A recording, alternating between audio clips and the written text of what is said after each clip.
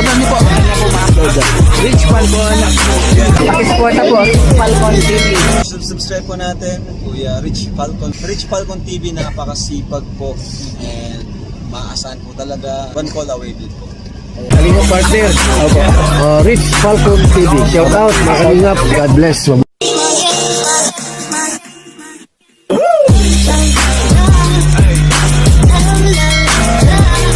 Ayan, isang mapagpalang araw po sa ating lahat mga kalingap at tayo po ay nandito sa bahay dahil meron po tayong isang bisita dito na interviewin natin. Ayan, at shoutout po muna doon sa mga medyo nadismaya yata doon sa aking i-vlog kahapon with regards po kay Ate Helen. Ay sana po ay panoorin nyo po ng buo yung ating vlog at wag lang po kayo magbase sa thumbnail o kaya sa title. Kasi po, nandun po sa loob ng content, yung istorya kung bakit natin nasabi o bakit meron tayong ganong klaseng thumbnail. Ayun. Yung iba po na nabasa, na panood nila ng buo yung yung vlog natin ay okay naman sa kanila. At saka, ayan, may mga meron po yata mga kuha ng attention ni Kuya Bal. And napanood natin sa live ni Kuya Bal na yun, medyo may mga nagsumbong daw sa kanya with regards doon sa aking content, yung vlog ko with patungkol kila Ate Helen at saka kay Kuya Ruel. Tsaka yung iba pong nagsasabi doon, hindi naman po si Kuya Ruel yung tinutukoy natin doon. Interview lang po yung kay Kuya Ruel. Yung tungkol po doon sa kay Ate Helen, yun po kasi yung parang lumabas lang bigla sa interview namin. No, nag-interview ako sa kanya, napag-usapan namin yung namatay na Papua New Guinea, and then naikwento niya rin na siya rin ay namatay. 3 araw nga siyang namatay, sabi nga niya. Kaya lang kasi sa probinsya nga daw nila hindi iniimbalsa mo. Good thing kasi nung namatay daw siya, after 3 days ay bumalik siya. So may mga kwento po siya doon, panoorin po ninyo, pakinggan po ninyo maigi para po medyo mahimasmasan naman po tayong lahat. Ayan, pasensya na po kung yun yung ating thumbnail at saka title. Syempre po kaming mga content creator ay talagang minsan naghahanap kami ng mga catchy na hindi naman po ibig sabihin yun na yung laman ng isip at ng puso namin. Ayan, so dun sa mga medyo nagdamdam, nagalit, ay pasensya na po kayo. So ngayon pong araw na to, ayan, meron po tayo ditong interviewin. Hindi rin po malayo kila Kuya Ruel at Ate Helen. No, nandito siya ngayon sa aming bahay at medyo nagbakasyon siya ng ilang araw. Pero interviewin natin siya kasi nung napanood niya din yung tungkol dun sa nanay niya, ay natawa nga siya kasi hindi niya alam yung hindi niya alam yung kwento na yon. Nagulat din siya na meron palang ganung kwento ang mama niya. Well, anyway, para sa kanya that's informative kasi nalaman niya na meron palang ganong klaseng kwento si Ate Helen. Ayan, so mga kapatid, mga kapuso, mga kalingap, ayan, muli po ay samahan po ninyo kami sa vlog na ito. God bless you po at magandang buhay. Ito po ang isa sa mga anak ni Ate Helen at saka ni Kuya Ruel. No, nandito siya sa bahay, medyo lang siya, nagbabaka-bakasyon. At ito ito po ay si Arlene. Arlene, kumusta ka? Ilang taon ka na ngayon? 14. 14, nag-aaral ka? Bali, anong grade mo na ngayon? Mag-grade na. Mag-grade 9 ka na. Naka-enroll ka na ba? Pero may mga gamit na? Wala pa. Yan ang wala pa, mga gamit. Sino-sino sa inyong nag-aaral ngayon? Mag-aaral? Si Jan po, tsaka si Jerry, tsaka si Judy. Si Judy. Bali, 4 pa kayo nag-aaral ngayon. Ibig mong sabihin, lahat kayong 4 naka-enroll na? Opo. Hindi pa ba yung kapatid ko na lang? Sino? Ay, 3. Ikaw pa lang nakapag-enroll. Ayos, maagap ka. Ayan, Arlene, ibig sabihin lahat sila wala pa rin gamit. Anong mga gamit? Bag, uniform, sapatos. Meron po silang uniform. Yung kay Totoy na. Ay, parang yung dating uniform na lang. Si Tutoy kasi parang di ba nag-stop siya ng pag-aaral nitong nakaraan? Nawala yung uniform. Nawala na yung uniform niya. Kasi nagiba na rin yung unang bahay ninyo, no? So, kumusta naman kayo doon sa bagong bahay? Ayos lang po. Ano bang pakiramdam mo doon sa bagong bahay niyo? Maganda ba? Maganda pagkagawa. Magandang pagkagawa. Satisfied ka ba sa ginawa ni Kuya Rich? Ayan. Pagka natutulog kayo doon, naalala ko may sinabi si mama at papa mo na umuwi daw sila ate mo at saka sila kuya mo noon. Parang birthday ni mama mo yun, no? Ano, kumusta kayo na magkakasama kayo tas may bagong bahay? Ayos lang po. Masaya kayo nung nagkita-kita kayo doon. Tapos sabi doon daw natulog sila Lisel, ano? Pati asawa niya. Anong pakiramdam na parang yung araw na yun naging masaya kayo na nagkasama-sama uli? Nabuo kami yung birthday ng nila mama. May ano pa ba uli na plano na magsasama-sama ulit? Meron pa po. Sa ano yun, kailan yun? Pasko, bagong taon, o may birthday ba ulit na dadaan? Sa kasal yata ano kuya. Ay, oo nga pala, no? Ikakasal. Sino nga ikakasal? Si Lawrence. Kailan ang kasal ni Lawrence? Hindi ko po alam, sabi nila April. April, so next year pa, no? May isang taon pa sila ulit na mag-prepare. So ngayon, Arlene, kumusta ka naman sa bahay? Ano ba ang mga naiko-contribute mo sa bahay nyo? Ayos lang po. Ano yung nagagawa mo para sa inyo? Yung naitutulong mo sa family? Nagluluto. Tapos? Naghugas plato, naglilinis. Naglilinis. Di ba nung minsan parang nandun kami, nangunguha ka rin ng pako? Ano yung tawag doon? Di ba? Nangunguha ka rin tapos pinabebenta mo kila mama mo. Apa. Pagka binenta na nila, yung kita noon sa inyo, Apa. binibigay sa inyo. O, yun. E di ngayon, nandito ka sa bahay, wala kang kita kasi wala kang nakuhang pako. Lagi nyo bang ginagawa yon ang pangunguha ng gulay? Ano lang po, pag matinda sila mama. Parang nakikisabay na kayo ng tinda. Apa. Ano ba yon? Pagka nabenta na, nagsishare din kayo kay mama nyo? Minsan nagbibigay ka ba? Apa. Ano yun? Bumibili, pambiling bigas, pambiling ulam. Ano yung sinishare mo? Asukal. Ano na? Asukal. So ngayon, magpapasok ka na, parang ganun pa rin ang gagawin ninyo. Mangunguha pa rin kayo ng gulay para may pambaon. Ayan. So, sana no, may mga taong makatulong sa inyo para kahit man lang yung panggamit ninyo, no, mabigay nila. Yung pang notebook, tama, papel, ballpen, bag, no, bag at saka ano ba? Sapatos siguro, no. Ayan. So, ayan, sana po ay mayroon pong mga makapansin po dito kila Arlene. Arlene, napapasok ka ba sa honor roll? Hindi. Bakit? Kasi minsan, ano ba yung, nung nag-aaral ka ba, tuloy-tuloy ka ba nakakapasok? Hindi. Ha? Nag-absent ako. Bakit ka nag-absent? Walang, ano? Ano yun? Walang baon? Walang... Ano yung pinakamahirap na naranasan mo? Pinakamahirap na naranasan ko? Yung bata pa ako na nag-school. Anong nangyayari doon? Minsan uuwi kami walang kanin. Walang kanin? Tapos minsan alauna uwi kami nagluluto kami. Ganon. Parang nalilipasan kayo ng gutom. Tapos ang baon namin, tatlo kayong gati-ati 10. 10 piso? Talaga? Alas 8 ba kayo papasok? Yung baon namin, sinasakay na lang namin. So para hindi na kayo malate. Eh di pagdating sa school, wala na kayong kakainin. Wala. So ngayon, anong pangarap mo? Na Tapos ng pag-aaral. anong course ang gusto mo? Gusto ko sana army. Army? Talaga? Mag-army ka? Pwede naman ano? Army or police, criminology, no? Criminology. Tapang ka ba? Hindi ka ba takot sa mga kriminal?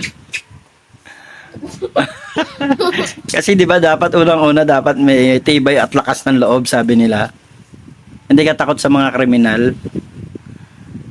Hindi naman ano. Kasi kapag ka naging kumbaga meron ka ng natapos mo na yung criminology, magkakaroon ka ng, sabi nga nila, may kapangyarihan na para manghuli ng mga masasamang tao. Pero sige, maganda naman yan. Bakit ayaw mo ng teacher or encoder? Medyo ano ka ba, parang yung ano mo, medyo boyish ang kilos mo. Hindi masyadong dalagang Pilipina. O kasi minsan nakikita kita umakyat ka ng mga puno, di ba? Ang bilis mo umakyat ng puno. Bilib ako sa inyo, doon sa inyo magkakapatid, ang bibilis ninyong umakyat ng puno. Di kayo natatakot pag nandun na kayo sa taas ng puno? Nahulog na ako. Kailan ka nahulog? Basta nung pagpunta namin dapat, nahulog ako sa inyo. O anong nangyari? Buti hindi ka napilayan? Isukit na yung likod ko. Hindi ka hinilot? Hindi ka nahilot? Oo. So ngayon, Arlene, Natatawa ka pala po. ha? Natatawa ka. Natatawa talaga ako kasi natutuwa ako kay Arlene. Ano siya, tingnan mo yung tsura niya, ang ganda-ganda niya, di ba? Tapos gusto niya maging police. No, dalaga. May boyfriend ka ba? Hindi ka nakikipag-boyfriend? Very good. No? Yan ang gusto ng mga tao, lalo na may mga sumusuporta sa inyo, sumuporta sa bahay ninyo, sumusuporta minsan sa mga pangangailangan ninyo sa bahay. Baka sila din ay magustuhan kanilang suportahan sa pag-aaral mo. Kung may mga nanonood sa iyo, ano sasabihin mo sa kanila? Salamat po sa inyo. Salamat po sa pagpagawa ninyo ng bahay sa amin. Maraming salamat po sa inyo. Tapos sa pag-aaral mo, anong gusto mo na baka pwede ka nilang suportahan? May cellphone ka ba? Wala po. So anong ginagamit mo kapag ka nag-online class kayo? Wala din. Saan kayo pumupunta? Nag-aan na lang kayo? Hindi lang po ako nag-online class. Hindi ka na nag-online class. Dati yung iba parang puro tawag dito, gumagawa na sila ng mga research. Wala pa ba kayong ganyan? Hindi pa nadaanan. Okay. So hindi pa kailangan nga ang cellphone, ano. Anyway, kung wala namang cellphone, mayroong mga parang computer shop, di ba? Hindi ka marunong mag-computer? Ayaw mo nang... pagka nag-college ka na, kailangan mo ng mga research. Mapipilitan ka talaga mag-aral ng computer. Bali, pagdating na ng panahon, ano. So, sa ngayon, focus ka lang muna sa pag-aaral mo. Tulong kay mama, kay papa. Nakikita ko minsan sa vlog ni Ate Aljos, nagagamas ka din. No? Parang yung paggamas ni papa mo, natutunan mo din, parehas kayo maggamas, ano. Tinatanggal muna yung mga damo, tapos tsaka, magtatanim ng doon sa lupa. Tapos yung damo, hindi ninyo sinusunog. Pinapabayaan nyo lang mabulok doon, parang pinakapataba ng pananim. Hanggang kailan mo gagawin ang pagtatanim, Arlene? Kailangan. Pag kailangan. Halimbawa, nakatapos ka na ng pag-aaral, anong pangarap mo sa magulang mo?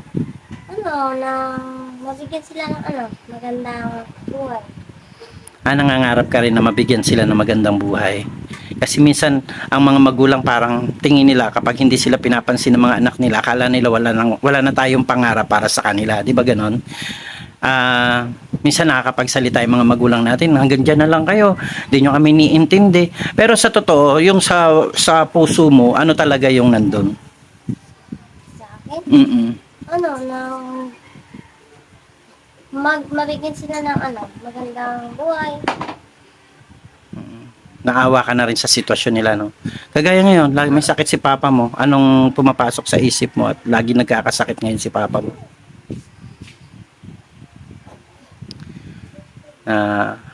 Hindi mo, nasabi mo ba kay papa mo, kay mama mo, nakapagsabi ka na ba sa kanila na mahal mo sila? Kailan mo huling sinabi na mahal mo sila? Yung narinig nila, yung mismo sila yung sinabihan mo na, mahal na mahal ko kayo, yung ganon. Hindi mo maalala. Oo. Pero kung magkakaroon ka ng opportunity, kaya mo ba sabihin kay mama at papa na mahal mo sila? Dito nga. Sige nga, tingnan natin, anong masasabi mo kay mama at papa ngayon? Sabi mo, antayin nyo lang ako. Darating ang araw, hintayin nyo lang na makapagtapos ako. Ako naman ang sa inyo, magtataguyod sa magandang buhay. Doon mo na may papakita yung pagmamahal mo sa kanila. Ayun. Maganda naman pala ang pangarap ni Arlene. So ngayon, pag may mga taong gustong tumulong sa'yo, anong masasabi mo doon sa mga tao na yon? Yung halimbawa ay gusto kanilang tulungan sa pag-aaral mo. Salamat po sa inyo. Pasensya na kayo sa pagsagot ni Arlene kasi yung hiya niya minsan nadadaan niya, medyo nagiging hyper po siya yan. Pero napakabait nitong batang to, napakasipag, kasama namin dito sa bahay ngayon. Parang 2 weeks ka na ba dito? Hindi, wala pa. Parang naka-1 linggo mahigit lang, ano? Wala pa isang linggo. Wala pa ba? Parang tingin ko ang tagal na. Sa Sabado bukas pa. Bukas pa sana. Sabado. Ayan, kumusta naman ang pag-stay mo dito sa amin? Maganda naman. Maganda naman. Hindi ka ba nagutom? Ayos lang ba yung buhay na nakita mo dito sa amin? Ayos lang po. Parang parehas lang din naman sa inyo, no? Ayan. Wala naman halos pinagkaiba. Ayan. So Arlene, maraming salamat sa time na ibinigay mo sa akin. At thank you din dahil Kasama ka namin. oo, nakasama ka namin at saka ikaw pa lang yung anak ni Kuya Ruel at Ate Helen na narinigan ko na mayroon ka rin palang magandang plano para sa mga magulang mo. Kasi akala namin noon na parang kanya-kanya kayo ng buhay. Parang siguro bakit noon parang feeling ko kanya-kanya kayo ng diskarte. Siguro para mabuhay para kumita, no, kanya-kanyang diskarte. Pero ang totoo, meron din kayong pangarap para sa pamilya, lalo na kay mama at papa. Kagaya nga po ng narinig natin kay Arlene ngayon na somehow nangangarap din siya na mula sa kanya mabigyan niya ng magandang buhay yung kanyang mga magulang. So, thank you so much, Arlene. God bless you. Sana matuloy at matupad mo yung pangarap mo na ikaw ay makatapos ng criminology. At siguro kung may maitutulong ako sa iyo ay tutulungan kita sa abot ng aking makakaya. Hindi man lahat maitutulong ko sa iyo. Kasi alam mo naman, very in demand si Kuya. Ang dami tinutulungan, no? Pero titignan ko, no? Sa abot ng aking makakaya kung anong tulong ang pwede kong ibigay sa iyo. Yan, so God bless you. Yan, magandang buhay. Bye-bye. Bye. Ayan, sana Arlene makatulong din ako sa iyo sa ibang bagay. At hindi pa man nagsisimula ang klase, may bibigay ako sa iyo, tago mo lang muna ito ha. Para pang pang baon mo o kaya ay pambili mo ng mga ilang kailangan mo sa school. Okay? Ayan, pasensya ka na dyan. Salamat po, Kuya Rich. Welcome. Salamat po talaga. Welcome. Anong gagawin mo dyan? Tatabi mo muna. Tapos kung ano yung pangangailangan mo. Bibigyan. Ayan. Okay, bye-bye. Bye po. God bless you. Si Arlene at na-interview natin dito sa bahay. At actually ngayong araw na to kasi ay ihahatid na namin siya sa bahay nila. Dahil nga po si Aljos ay aalis na rin ngayong gabi. Hindi naman po pwede na kaming dalawang magkasama dito ni Arlene. Kaya ngayon ding araw na to ay ihahatid na po namin siya. At ayun, sayang kasi ang plano sana namin ay mga 3 weeks or 1 month po siya dito. Kaso po ay may dumating na pinsan ni Aljos na may sasakyan. At imbis na sa mga susunod na araw pa sila Aljos aalis, minabuti nila na ngayon na lang sumabay pauwi ng Antipolo. So, kaya ako lang po ang may iwanan dito sa bahay. So, si Arlene ay hindi natin pwedeng kasama dito sa bahay dahil nga po babae. At saka syempre, iwas tayo sa iisipin ng iba. Kaya yan, maraming salamat po sa inyong lahat mga kalingap at mga kapatid, kapuso. Ayan, good vibes lang po tayo. Tama na po yung hate. Basta tayo ay concentrate lang po sa pagtulong. Ako po ay tumutulong, no? Hindi po ako naninira ng buhay. Kung nakita man po ninyo na ganun ang naging thumbnail natin kay Ate Helen, ay dahil lang po sinundan ko lang po yung kwento na ikwinento ni Ate Helen. Wala pong ibang doon at kumbaga wala man tayong masamang tinapay pagdating doon sa bagay na yun. At hanggang ngayon ay nangangarap pa rin tayo na mabigyan po ng iba pang tulong sila Ate Helen, lalo na po yung patubig nila.